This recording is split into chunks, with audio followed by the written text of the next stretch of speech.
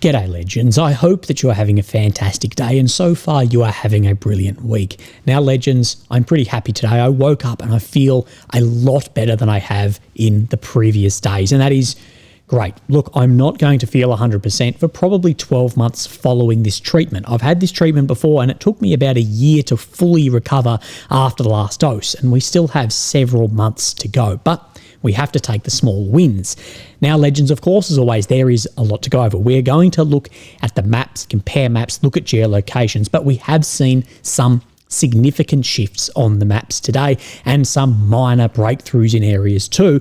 We also have to look at, on the maps, where Ukraine has launched at least a limited offensive back into Kursk on a somewhat separate axis. Now, in the first 24 hours of anything like this, it is impossible to ascertain what has actually happened, whether it's a failure, whether it's a success, what has happened, have positions been made or not. But we will go over at least what we know so far. So we do have a lot of maps there to look at. We are also going to then talk about Victory Day. And will we see attacks? Will we see ceasefire? Well, what I have done here is we've spoken briefly about the optics, the propaganda, the information of how this attack would look. We're going to speak a bit more on that. But what I've also done is I've reached out to Mr. Glenn Kolomitz. Sorry for pronouncing your last name incorrectly. Spelt all sorts of ways, mate, but he is a military lawyer, and what we're going to be speaking about and what he has presented to me is what is the legality of this attack. Is it a legitimate military target? So we'll go over that and a few other bits and pieces around gas too. But first off, I want to have a look at this Franken truck here. Now, what I believe this is a flatbed Humvee with extra plating put on to protect from the blast of these R-73 rockets. But Ukraine has made this up, at least one of them, as a air defense truck. Now, what I will say about this truck is I think Top Gear, they want Jeff back. But I believe we're going to see more like this. And I actually think we need to see it very quickly. Probably need to see it a year ago. But high-end air defense, you need that in areas that are protecting things like cities or high-value targets from things like hypersonics. This will just do nothing against that. But also, hypersonic is not going to be wasted on a target like this. Ukraine need to get on top of the Su-34s. The only way to do that is going to be mass. Things like this, it'd be great if something like this was remote controlled so you could actually get it way closer to the front line, because of course this is going to be a huge target. Of course, so these have to be much closer due to the radar on board these missiles themselves. But potentially you're not going to see R-73s like that aboard a drone, but the R-37, the much smaller heat-seeking variant, potentially you may see those on a drone. So that is an interesting bit to see. I know we've seen bits like that. So let's talk about Victory Day, coming in a couple of days on May 9th, and there has been some pretty stern warnings from President Zelensky that there may be attacks on this, and a lot of people saying to burn it down, to do whatever. And we see this today from Mr. Ben Hodges, a former lieutenant general in the American Army. Now, he has gone on a podcast, on his podcast, and he's basically said, to quote, rain fire on Putin's May 9 parade, that it's a legitimate target. Now, in this, I will say, don't worry about the president of China attending, or basically the entire global south. But in this, if Ukraine was to, quote, rain fire, is it a legitimate target? What is actually the legality of this? Now, anything legal, it's very, very difficult to actually break down what is that actually speaking about. Now, I've reached out to Glenn, Dr. Glenn Kolomitz, to actually break this down for us. Now, he works for Cardinal Legal. He's been on this before. He has also been in Ukraine investigating Russian war crimes. So, again, people will say this is bias. If any bias, it's actually the other way to what a lot of people are going to pin this on, if that makes sense. He's also the one that spoke to us about if there was targets on the Crimean Bridge. So, let's go through this. The starting point is that Russian combatants can be lawfully targeted whether or not they are actually armed as part of their day-to-day duties. Subject to the significant limitations below, this would apply in the context of the Victory Day parade. Civilians observing or even participating in the parade cannot be intentionally targeted, as they are not taking direct part in any hostilities by virtue of their involvement in the parade alone. So, as far as any military parade, there is civilians that march or veterans that march. They cannot be targeted because the parade itself is not military actions. But Russian combatants can be targeted even if they're not armed or as part of their day-to-day duties, such as a drone hitting a base somewhere in Russia. Now, this gets a little bit more in depth. The weapon systems and any equipment which is involved in the parade may be lawfully targeted, providing it makes an effective contribution to military action by its nature, location, purpose, or use, and whose destruction or neutralization in the circumstances at the time offers a definite military advantage. So a definite military advantage in the circumstances needs to be then tick that box ascertained. Now, the upshot here is that nothing, including something which is clearly on its face a military object, for example, BTRs, BMPs, Iskanders, can a priori be determined to be a military objective and thus automatically be lawfully targeted. So in this context, a priori means without needing to assess the specific situation or evidence at the time.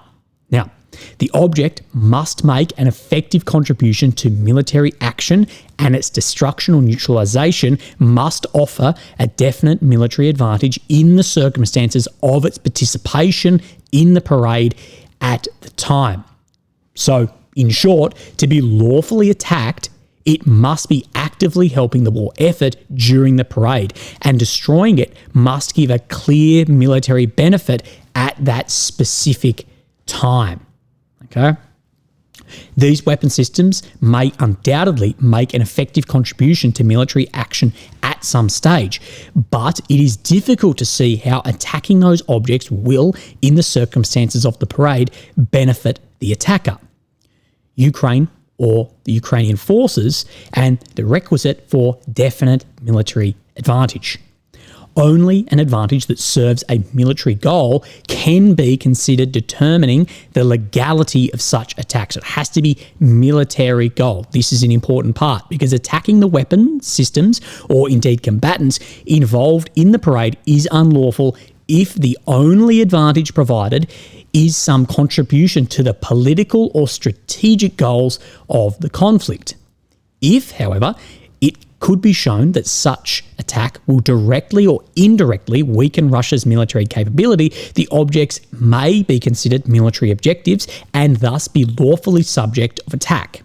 It is difficult to see how that could be the case in these circumstances, unless, for example, the weapon systems and or the combatants were proceeding from the parade to the battlefield, or were in some other way making an effective contribution to Russia's military action at the time, and a definite military advantage is given to Ukraine at the time. This, he says, is an unlikely scenario. An important, point in this too is that it's being held in Moscow as a parade that is reoccurring. If it was in somewhere near the front line, it may be seen vastly different, or elements specifically straight on and off in that paragraph we see there. Now, even if the targeting of combatants and military objects in these circumstances is considered to be a priori legal, it does not allow for carte blanche attacks on the parade. In short, means unlimited freedom or permission to act. So unlimited freedom or permission for these attacks.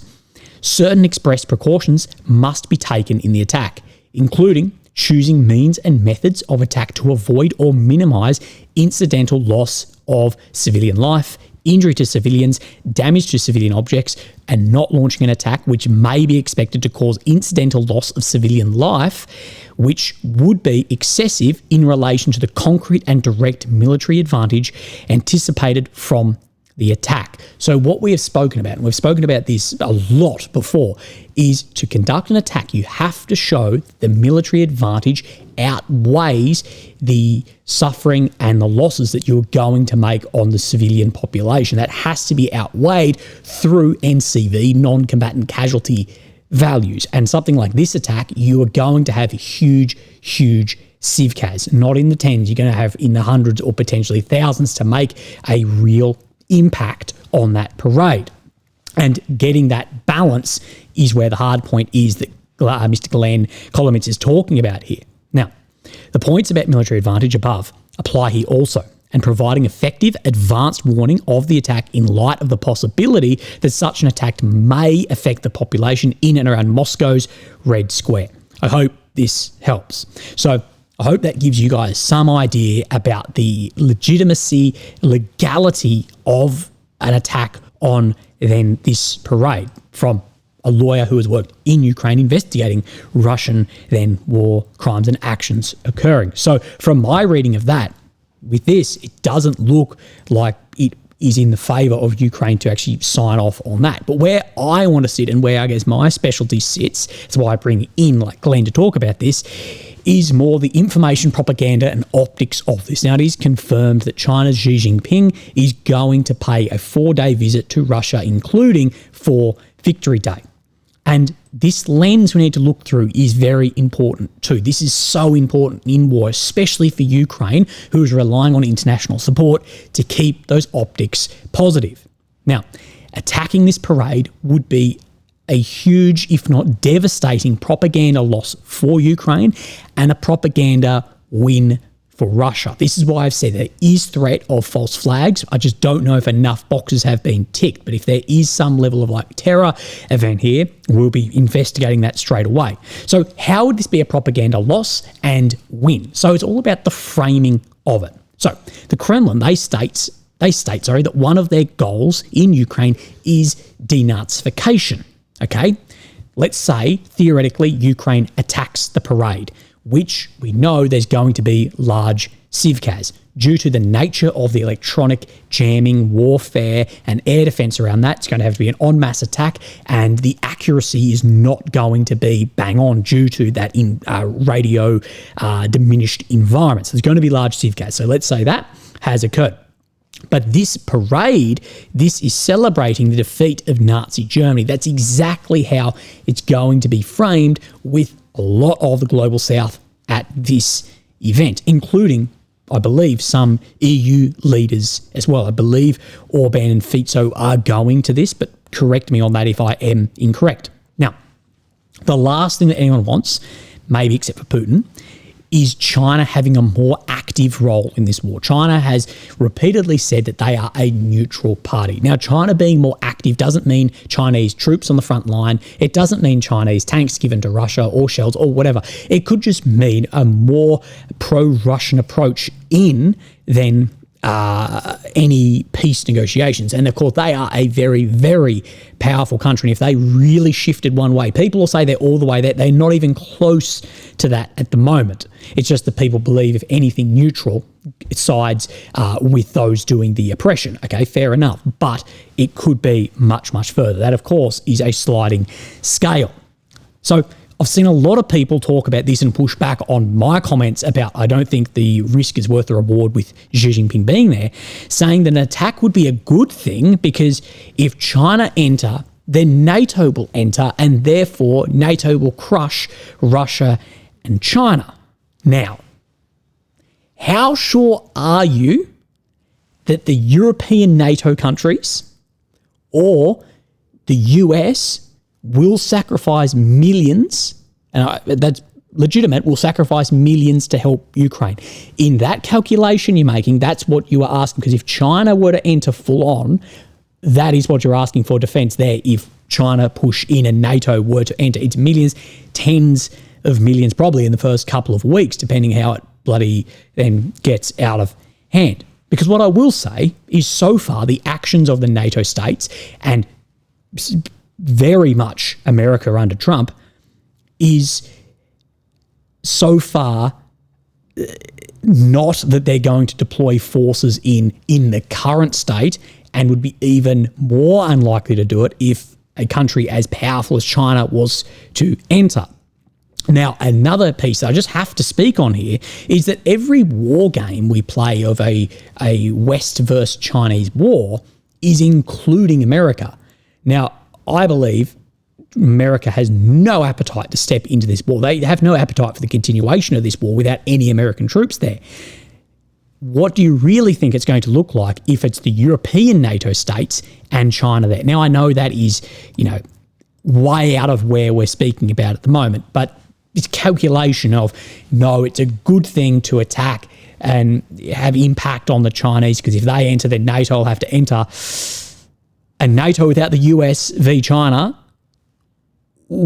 it might be ni hao instead of guten tag, okay? So let's talk about this, because I believe, and I've seen tricklings of this, that there might actually be a ceasefire. Remember that Putin said that he's proposing a 3-day ceasefire over this period. Now, Trump has reiterated that today. As you know, President Putin just announced a 3-day ceasefire, which doesn't sound like much, but it's a lot if you knew where we started from. So there's going to be pressure, of course, for that ceasefire. There's one other bit in this about casualties I want to talk about. We had a president that for 3 years didn't speak to Putin. You're disappointed, and you're going to be very disappointed when you find out the real number of people that were killed. You're going to be very disappointed when you find out the real number of people killed. It's far greater, many times greater, I believe, but far greater than... So many times greater, I believe. Now, we know Trump, he throws out a shitload of numbers, but at the end of the day, he still does have one of the most powerful intelligence services behind him feeding information, and they will have a much better idea of casualties. And one thing I'll say from both sides of this war is I believe people are going to be shocked at what the casualty figures actually are. And Ukraine and Russia, with demographic crises, post-war attrition is going to be a real fact in this. If Russia walk away with these territories, it's going to be less of an effect on Russia, because they may then sort of grandfather in, if the correct term is that, like 6 million people, and not have the emigration outside of the borders that Ukraine will have. But still, it is a big, big concern. Now, Europe, they have proposed to ban Russian gas imports by the end of 2027. So phase out all fossil fuels, LNG, pipe gas, all of that. And again, America will be very happy about this, because America, they want Europe to buy American LNG. Now, they say they expect its plan will have a limited effect on prices as a wave of new LNG supply hits the global markets in the coming years. We will see. But looks like the EU will cut off on a lot of that gas. And this all goes into these calculations about China, is you don't want to give then China, like, okay, let's just buy all the gas from here, and pushing those together. And America sure as hell does not want that. And the calculation of those saying it's a good thing, again, goes into, do you believe Europe will sacrifice millions, tens of thousands, hundreds of thousands of soldiers, millions of people to roll into this war if China did? I do not believe any actions that Europe or America, NATO on a whole, has displayed so far back that at all in its current state, without then the most powerful navy in the world, well, questionable the most powerful, at least the most tonnage of China, and by a mile the most powerful industrial power enter, okay? And the second largest population too. Okay, so let's have a look at the maps. We do have a lot to go over. So, of course, here's Ukraine in the centre, the capital of Kyiv. I didn't do this part of the video yesterday. The red areas occupied since 2022, purple since 2014. The red check is ground that Russia has made over the past 24 hours. Now, let's come up in here. So, of course, we saw where Ukraine crossed into Kursk around Sudzha, and that this blew out, inflated to, 1,000 square kilometres at some point. But we have seen around Tyantyino as well, Ukraine hold a small piece of ground over here. Now, overnight, there has been a lot of Russian pages reporting, but now everyone's picking up on it, attacks into these areas by Ukrainian forces. Again, as I said, it's very difficult to really get an idea of what is happening in here. And the best write-ups I have seen is from Mr. AMK Mapping, both on Twitter and Telegram. You can see here, or X, what it bloody is. But there has been in several directions, or multiple directions, crossings in here. Now, the best way to do this is just line up where the border is looking. So we have like this flat bit, so it's in towards Thankyou, out of sort of Belasilivkia, and then Pavlivkia across as well. Just the easiest way to do that. But let's read through this. We'll get a better idea in the coming days. Ukrainian forces do not stop their attempts to break through the border. Infantry have managed to penetrate the border area and have entered the tree line southeast of Thankyou, down here. It is unclear if any positions have been consolidated yet. A grey zone has been added to the map for now. Russian FPV drones and artillery is actively striking the manpower in the tree lines. Further reinforcements are being brought up to the international border for future attempts to break through Russian positions. And what we do know is Russia has reinforced the border after the Kursk incursion several months ago. Ukrainian tactical aircraft, fighter jets, dropped glide bombs on Russian positions in Thankyou, attempting to cover for the Ukrainian units advancing on the ground. Ukrainian hexcopter, the Baba Yaga drones, are operating throughout Thankyou, conducting drone drops on Russian movements and on soldiers. Russia is countering these with FPV drones, so hitting them in the sky. Now, in the Zaraya direction, just east of Thankyou, Ukraine continues to bring equipment to the village of Besalivkia, as I showed you, in Sumy Oblast, following the initial attempt to break through the border towards Zaraya, towards the rear of Thankyou.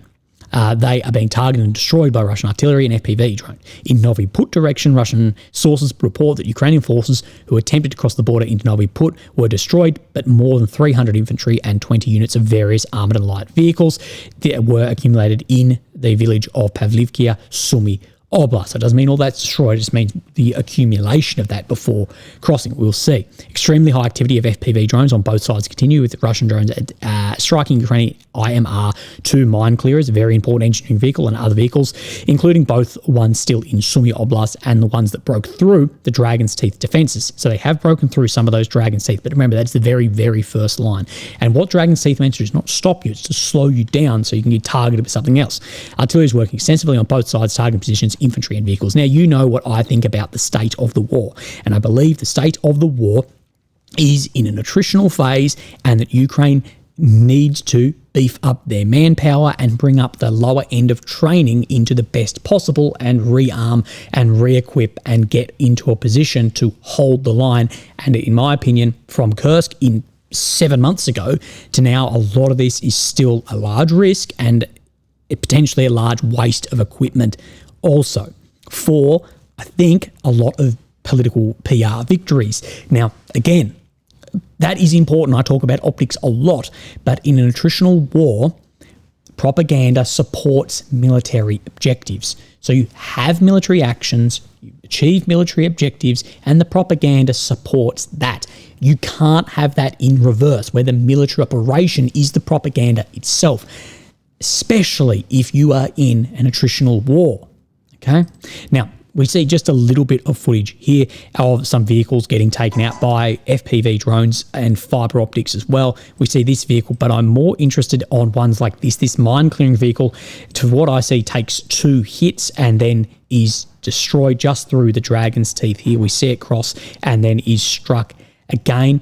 And we do see, I believe it is the same vehicle, the crew then jump out of that and jump onto a quad bike here that is then actually targeted, and these guys sadly are lost. But again, light vehicles like quad bikes, motorcycles, scooters are going to be used more and more in this war.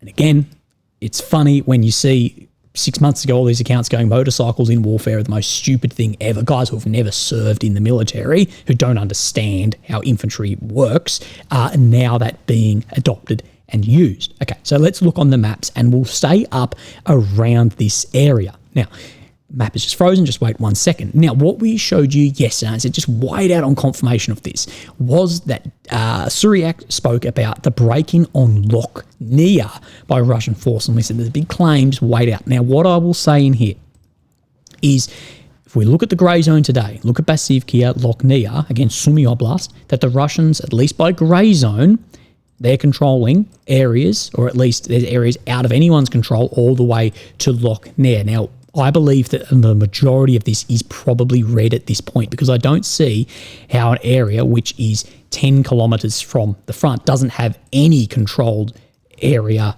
in here. Does that make sense? So this lines up, and as I said, this is why we use Suryak, is a lot of times he's days or weeks ahead of areas. It does look like there's at least presence of forces in Loch Nia, and this is a large area for that buffer zone that Putin and Gerasimov have spoken about in here. So let's talk about this area now. So we saw that movement, as well as we see just to the east of here, or southeast of here, we see then Belgorod. Now let's see if this map will, let's see, it'll catch up with us. There we go. So we can see in here, the grey zone in here, which it should have been blue, where Ukraine crossed over into here and I believe was trying to divert Russian forces from Kursk down into Belgorod. We see that that has reduced. And this is then further backed up by the Syriac map today, showing about the same amount of reduction through Demidovka, Popovkia, areas you'll be familiar with in this direction. So that is reducing too. What I have said about this area is I don't think everything's going to be thrown at holding this, as I do believe it was to divert forces when the Suja-Gubayevo front line was in free fall.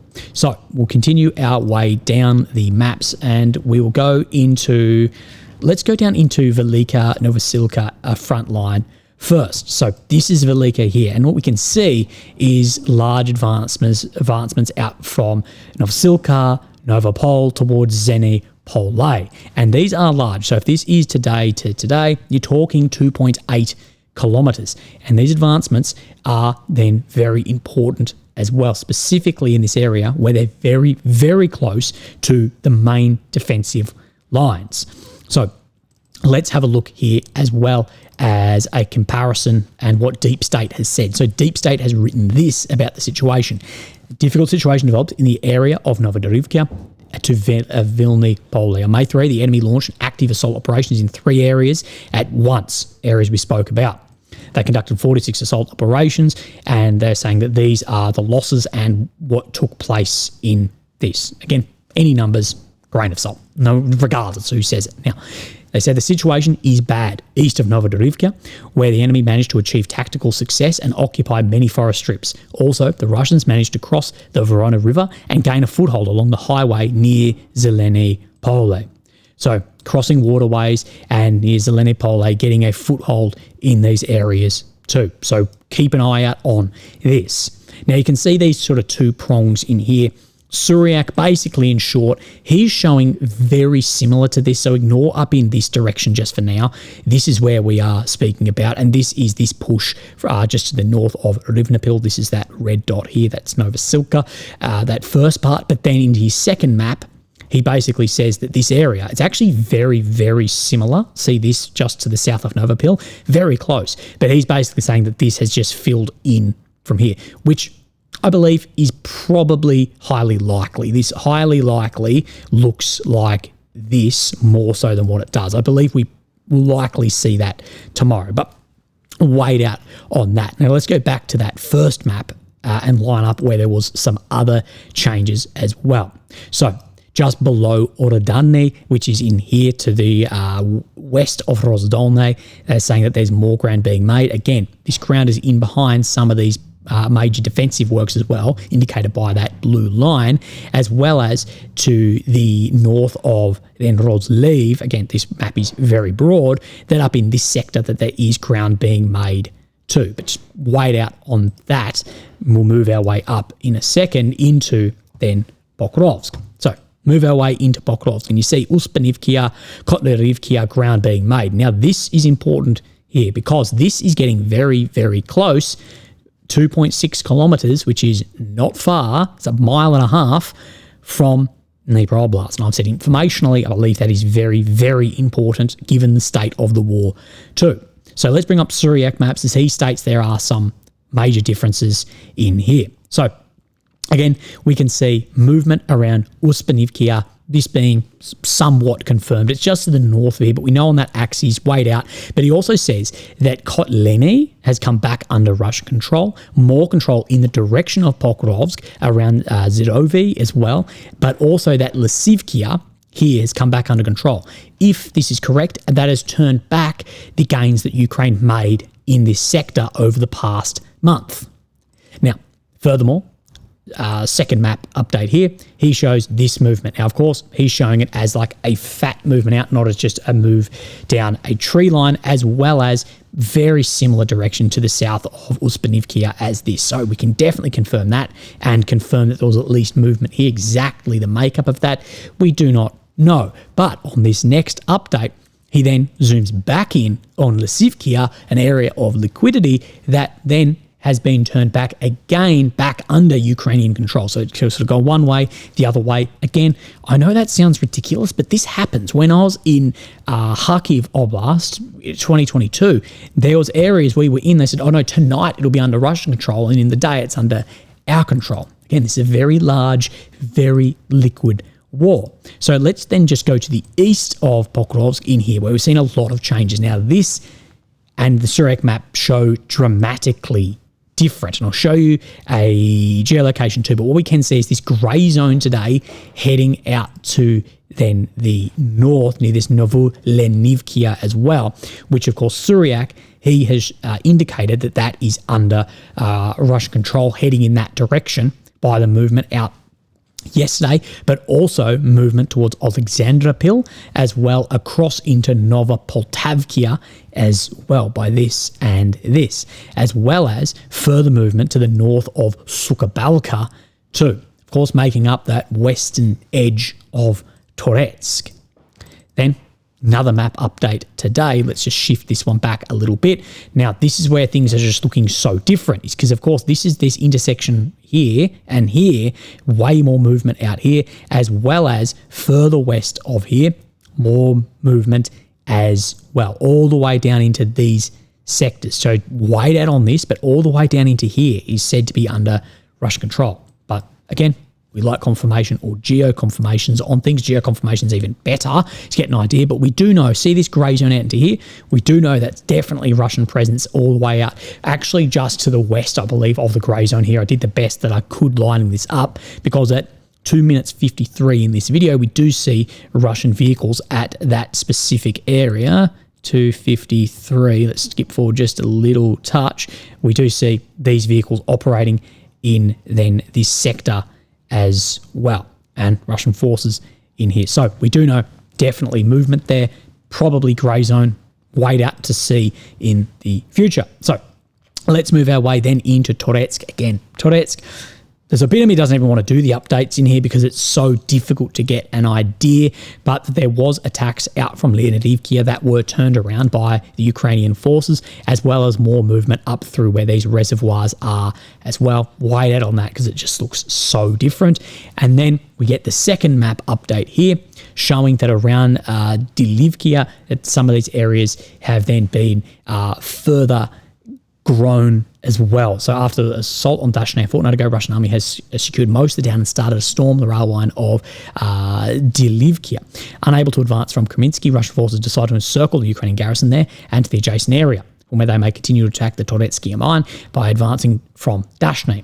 They could force Ukrainian army to withdraw from northeast Toretsk. So they can't move through in here, in this sector. They're not getting any opportunity, so they're just trying to then hook around and envelop and circle, which is very common that we see of the Russian forces. But we also see, it takes two to tango, a lot of areas being somewhat allowed to be enveloped due to the I don't even know, not taking into account the attritional nature of this war and holding instead of falling back and trying to increase or decrease your attritional ratio and increase theirs. So Siversk, Bilohorivkia, I'm really waiting on some geolocations up in here because these maps show kilometers different.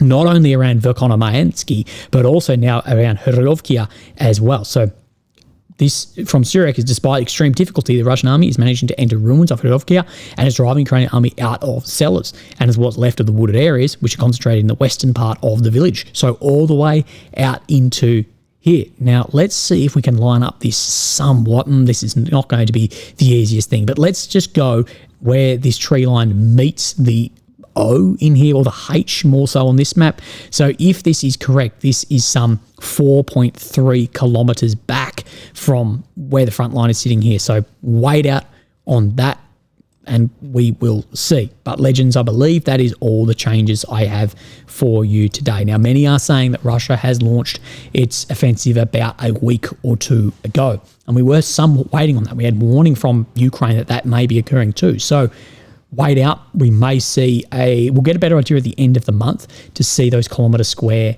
gains. But while negotiations are going on, large gains like this and the way Trump is transactional, it's a really bad time for that to be happening. And we may see some more desperate style attacks into areas like Belgorod or Kursk to try and buffer that optically. Now, from the attritional military aspect, doesn't make sense, as Kursk never did. But optically, propaganda, which is just as important, maybe I understate the importance of that, maybe it does. But that doesn't matter anything if areas fully collapse, like we saw from Avdiivka when it was launched into Kursk. Anyway, legends, you have a fantastic day, and I'll speak to you tomorrow. Thank you. Bye-bye.